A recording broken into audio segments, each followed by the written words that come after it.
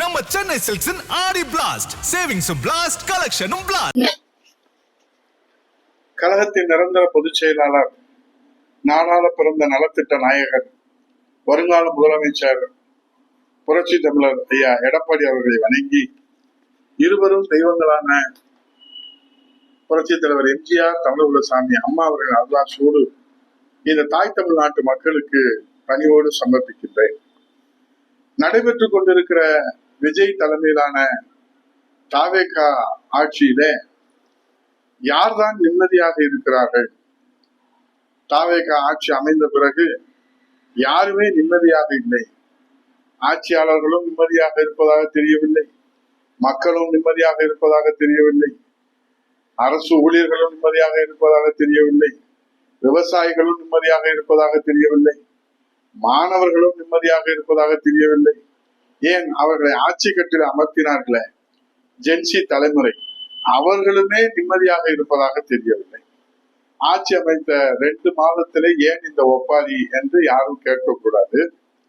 எல்லோருமே மனசாட்சி தொட்டு சொல்லுங்கள். இந்த 75 நாட்களிலே ஒருவித பதற்றத்தோடு தான் வாழ வேண்டிய சூழ்நிலை நமக்கு உருவாகி இருக்கிறது. ஒரு நிலையற்ற தன்மை நிலவுகிறது இந்த தாவேக அரசு. இன்னும் எத்தனை மாதங்கள் விஜய் தலைமையிலான தாவேக அரசு நிலைத்திருக்கும் என்று யாராவது உறுதிபட கூற முடியுமா? யாரும் உறுதிபட கூற முடியவில்லை. ஒரு உறுதியற்ற தன்மைதான் தமிழகத்திலே தற்போது நிலவுகிறது. ஏன் இந்த நிலை தொடர்கிறது? Very simple. பெரும்பான்மைக்கு தேவையான 118 சட்டமன்ற உறுப்பினர்களை தான் இதுவரை ஆட்சி அமைப்பதற்கு தீர்ப்பளித்த மக்கள் அந்த கட்சிக்கு பெரும்பான்மை தருவார்கள். ஆனால் 80 ஆண்டுகளிலே முதல் முறையாக ஆட்சி அமைக்க தேவையான 118 சட்டமன்ற உறுப்பினர்களுக்கு பதிலாக 2 ஆண்டுகளே ஆன தாவேக கட்சிக்கு 108 சட்டமன்ற உறுப்பினர்களை மட்டும்தான் கொடுத்திருக்கிறார். இது எல்லோருக்கும் தெரிந்த ஒன்றுதான். தாவேக கட்சி 108 மட்டும் வெற்றி பெற்ற காரணத்தினாலே அது ஆட்சி அமைக்கிற பெரும்பான்மை இல்லை என்பதனாலே 4 முறை பெரும்பான்மைக்காக ஆளுநரிடம் அழைத்தது மட்டுமல்ல, பெரும்பான்மை நிர்ணயிப்பதற்காக தேர்தலிலே தாவேக கட்சியை, விசில் சின்னத்தை, விஜயை எதிர்த்து போட்டியிட்ட மற்ற கட்சிகளிடத்தில, குறிப்பாக கொள்கை மாறுபாடு உள்ள கட்சிகளிடத்தில அவருடைய தயவை எதிர்பார்த்து அவர்களையும் அமைச்சரவையில சேர்த்து கொண்டுதான் இன்றைக்கு தாவேக ஆட்சி அமைத்திருப்பது எல்லோருக்கும் தெரிந்த ஒன்று. ஆகவே இந்த சூழ்நிலையில ஒவ்வொரு நாளும் ஒவ்வொரு கருத்து கூட்டணி கட்சி தலைவர்கள் வெளியிடுகிறார்கள். அப்புறம் கூட்டணி கட்சி தலைவர்களுக்குள்ளே யார் விஜயை தூக்கி பிடிப்பது என்பதிலே போட்டா போட்டி நடைபெறுவது பட்டவட்டமாக தெரிகிறது. அதிலே முதலிடத்திலே யார் வருவது என்பதிலே மரியாதைக்குரிய அண்ணன் திருமாவளவன் அவர்களுக்கும் மரியாதைக்குரிய அண்ணன் வைகோ அவர்களுக்குமே கத்தி சண்டை போடாததாக கத்தி சண்டை போட்டுக் கொண்டிருக்கிறார்கள். அதுதான் தமிழ்நாட்டுடைய நிலைமை. இது மக்களுக்கு ஒரு பேர் அதிர்ச்சியை தருகிறது. இதெல்லாம் ஒரு புறத்திலே இருந்தாலும் கூட தேர்தலுக்கு முன்பாக கரூர் பிரச்சார கூட்டத்திலே மாண்புமிகு முதல்வர் விஜய் அவர்களை பார்ப்பதற்காக வந்த 41 பேர்கள் உயிரிழந்த போது துண்ட காணோம் துணிய காணோம் என்று ஓடோடி வந்து அவர் 41 பேர்கள் உயிரிழந்த அந்த துக்கத்திலே, வேதனையிலே, துன்பத்திலே, துயரத்திலே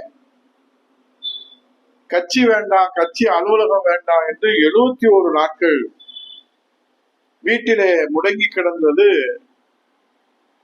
ஒரு நிகழ்வு என்று நாம் கடந்து போனாலும் கூட, அவர் துக்கம் தாங்காமல் அவர் வீட்டிலே முடங்கி விட்டார் என்று எடுத்துக்கொண்டாலும் கூட, உயிரிழந்தது ஒருவர் இருவர் அல்ல. ஒருவர் உயிரிழந்தாலே அவருக்கு ஐபிசியில, இந்தியன் பீனல் கோடுல என்ன தண்டனை என்பது இருக்கிறது. 41 பேர்கள் இறந்ததற்கு காரணமானவர் அங்கே இறுதி சடங்கு கூட செய்ய முடியாமல் துண்டக்காரன் துணியக்காரன் என்று கரூரிலிருந்து திருச்சி வந்து, திருச்சியிலிருந்து சென்னை வந்து, சென்னையிலிருந்து வீடுக்கு போற அந்த காட்சி ஜென்சி தலைமுறைகளுக்கு வேண்டுமானால் அது திரைப்பட காட்சியாக இருக்கலாம். ஆனால் ஒட்டுமொத்த தமிழ்நாட்டு மக்களுக்கும் அதிர்ச்சியை ஏற்படுத்துகிற அந்த காட்சி இன்னும் நெஞ்சை விட்டு அகலவில்லை. ஆனால் அதே கரூருக்கு இப்போது விஜய் முதல்வராக சென்று வீரவசனம் பேசுகிறார். ஓடு ஓடு ஓடு ஓடு வர்றாம்பாரு வேட்டைக்காரன் அப்படின்னு சொல்றார். வேட்டைக்காரன் மக்களை வேட்டையாடிய வேட்டைக்காரன் யார்? மக்களை 41 உயிரை பழிவாங்கிய அந்த வேட்டைக்காரன் யார்? அதற்கு தீர்ப்பு தான் இன்றைக்கு உச்ச நீதிமன்றத்தினுடைய தீர்ப்பின் அடிப்படையிலே நீதி அரசர்களுடைய கமிஷன் அமைத்து சிபிஐ வழக்கு தொடுத்து, அந்த சிபிஐ வழக்கு இன்றைக்கு தலைக்கு மேல் கத்தியாக தொங்கிக் கொண்டிருக்கிறது. எப்போது வேண்டுமானாலும் சிபிஐ வழக்கினுடைய தீர்ப்பு வெளிவருகிற போது என்ன அதிர்ச்சி தமிழ்நாட்டு மக்களுக்கு காத்திருக்கிறது என்பது ஆண்டவனுக்கும் நீதி அரசர்களுக்குமே வெளிச்சமாக இருக்கிறது. உண்மைக்கும் சத்தியத்துக்கும் நியாயத்திற்கும் வழக்குக்கும் சட்டத்திற்கும் அடிப்படையாக வைத்து வெளிவர இருக்கிற அந்த வழக்கின் தீர்ப்பு நமக்கு என்ன சொல்ல போகிறது என்பது பொறுத்திருந்துதான் பார்க்க வேண்டும். முதல்வர் விஜய் உள்ளிட்ட இதெல்லாம் ஒரு புறத்துல மக்கள் இன்றைக்கு அசை போட்டுக் கொண்டிருக்கிற அதிர்ச்சியோடு கடந்து சென்று கொண்டிருக்கிற நிலையில முதல்வர் விஜய் உள்ளிட்ட அமைச்சர்கள் அனைவரும், ஆட்சியாளர்கள் அனைவருமே நிர்வாகத்திற்கு புதியவர்களாக இருக்கிறார்கள் என்பது எல்லோருக்கும் தெரிந்த ஒன்று. தெரிந்துதான் அந்த பொறுப்பை வழங்கி இருக்கிறார்கள். ஆனால் அவர்கள் ஆட்சியின் அதிகாரம் என்ன என்று தெரிந்து கொள்வதற்கே மிகவும் சிரமப்படுகிறார்கள். சிலர் என்ன என்று நிர்வாகம் புரியாமல் தெரியாமல் எல்லாம் தெரிந்தது மாதிரி செயல்படுவதால் ஏற்படும் குழப்பத்திற்கு தீர்வு காண முடியாமல் மாவட்டம் தோறும் கோட்டை வரை இருக்கிற உயர் அதிகாரிகள் சிக்கி சின்ன பின்னமாகி அதிர்ச்சியில இருந்து வெளியே வர முடியாமல் தவித்துக் கொண்டிருக்கிறார்கள். உயர் அதிகாரிகளுடைய நிலையோ இப்படி இருக்கிறது. இதைத் தொடர்ந்து அரசு அதிகாரிகள், ஐஏஎஸ் IPS அதிகாரிகளுடைய அதிரடி மாற்றம். சமீபத்தில் கூட 19 IAS அதிகாரிகள் மாற்றப்பட்டார்கள். முக்கிய துறையிலிருந்து IPS அதிகாரிகள் மாற்றப்பட்டார்கள். இதுல என்ன முக்கியமான நிகழ்வு என்று செய்தி வெளிவருகிறது என்றால், IAS அதிகாரிகள் மாற்றத்திலே எப்படி வேண்டுமானாலும் மாற்றலாம். அது முதலமைச்சருடைய விருப்பம். நிர்வாகத்திற்காக எப்படி வேண்டுமானாலும் அவரை அதிகாரிகளை மாற்றுவதற்கு அவருக்கு முழு அதிகாரம் இருக்கிறது முதல்வருக்கு. ஆனால் அவர் அந்த கையாளுகிற முறை ஒரு அறவேக்காட்டுத்தனமான ஒரு நிர்வாக அணுகுமுறையாக விஜய் அவர்கள் கையாளுகிறாரோ. 5 நாட்களுக்கு ஒரு இடத்திலே போட்டவர்களை திரும்ப 5 நாட்களுக்குள்ளே மாற்றுவது என்பதுதான் இப்போதைய கேள்வியாக இருக்கிறது. அதிலே குறிப்பாக ஒரு கவலை தரக்கூடிய விஷயம், அந்த நியமனத்திலே தமிழக அதிகாரிகள் முற்றிலும் புறக்கணிக்கப்பட்டுள்ளதாக நாம் இதனை முக்கியமாக கவனத்திலே எடுத்துக்கொள்ள வேண்டும்.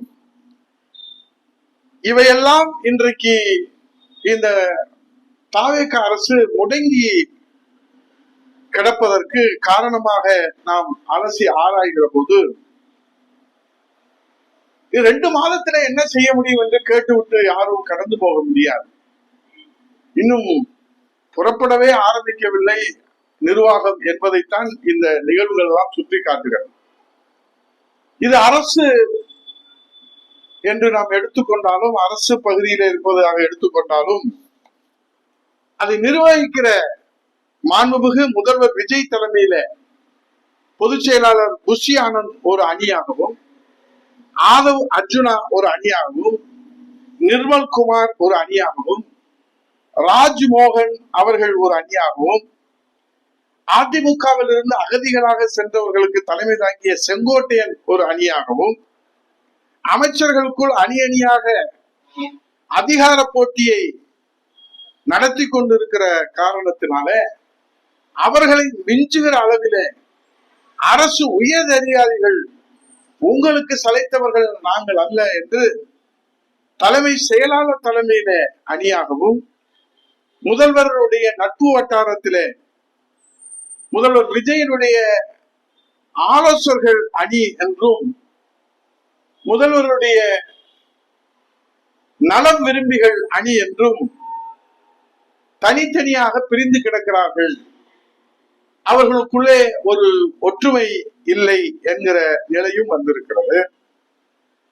அதுதான் இதனால் என்ன வந்துவிட போகிறது என்று நீங்கள் நியாயப்படுத்தக்கூடாது. இதனால் ஒட்டுமொத்தமாக சுகாதாரத்துறை, தொழில்துறை, கல்வித்துறை, நகராட்சி நிர்வாகம், ஊராட்சி நிர்வாகம், பொதுப்பணித்துறை, மின்சாரத்துறை, நெடுஞ்சாலைத்துறை அத்தனை துறைகளும் முடங்கி போய் கிடக்கிறது. இந்த 2 மாதத்துல எந்த துறையிலும் ஒரு சாலை போடுவதற்கோ, ஒரு குடிநீர் நீர் வழங்குவதற்கோ, ஒரு தூய்மை பணியை செய்வதற்கோ கூட எந்த விதமான டெண்டரும் இதுவரை வெளியிடப்பட்டிருக்கிறதா என்றால் அந்த விவரங்கள் வெளிவரவில்லை.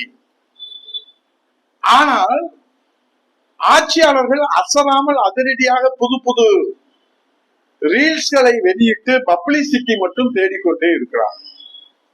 பப்ளிசிட்டிக்கு மட்டும் குறைவே இல்லை, பாப்புலாரிட்டிக்கும் குறைவில்லை. ஆனால் தாவேக அரசுடைய ரியல் நிர்வாகம் எந்த அவலத்திலே இருக்கிறது? எப்பா 75 நாள்ல என்னப்பா செய்ய முடியும் என்ற கேள்வியை தாண்டிதான் இதை அரசினுடைய தோல்வியாக மக்களிடத்திலே நாங்கள் சுட்டி காட்டுகிறோம். இதற்கு இடையிலே இடைத்தேர்தல் வருமா வராதா என்று தமிழ்நாட்டு மக்கள் எதிர்பார்த்திருக்கிறார்களோ இல்லையோ, ராஜினாமா செய்துவிட்டு போன அதிமுக சட்டமன்ற உறுப்பினர்கள் தாவேகாவிலே இணைந்ததிலிருந்து தாவேகா அமைச்சர்களை நச்சரித்துக் கொண்டிருக்கிறார்கள். இடைத்தேர்தல் வருமா வராதா என்று அதிமுக சட்டமன்ற உறுப்பினரை ராஜினாமா செய்துவிட்டு தாவேகாவில் ஐக்கியமாக்கி இருக்கிற அதிமுக அகதிகள் அணி இரவு காத்த கிளியாக இடைத்தேர்தல் அறிவிப்பு காத்து கொண்டிருக்கிறது என்கிற செய்தி கூடுதல் செய்தியாக இருக்கிறது. ஆகவே தாவேக அரசின் இந்த நிலையற்ற தன்மை தடுமாறுகிறதா? தாவேக அரசின் நிர்வாகம் இன்னும் எத்தனை நாளைக்குதான் இது நீடிக்கும்? இந்த நிலையற்ற நிர்வாகம் என்பது கேள்வி எழுகிற போது மாண்புமிகு முதல்வர் விஜய் அவர்களுக்கே வெளிச்சம் என்று சொல்லி பொறுத்திருந்து பார்ப்போம். நல்ல செய்தி வரும். நன்றி, வணக்கம். நம்ம சென்னை சில்க்ஸின் ஆடி பிளாஸ்ட், சேவிங்ஸும் பிளாஸ்ட், கலெக்ஷனும் பிளாஸ்ட்.